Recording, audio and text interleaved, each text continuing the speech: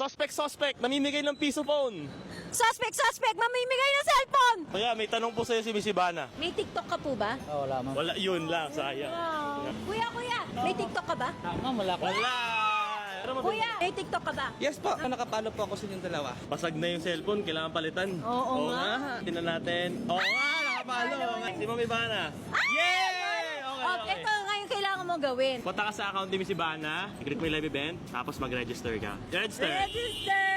Yay! May piso ka ba? Yes, of course. Pang shopping ko sa TikTok. Dahil parya! Piso lang!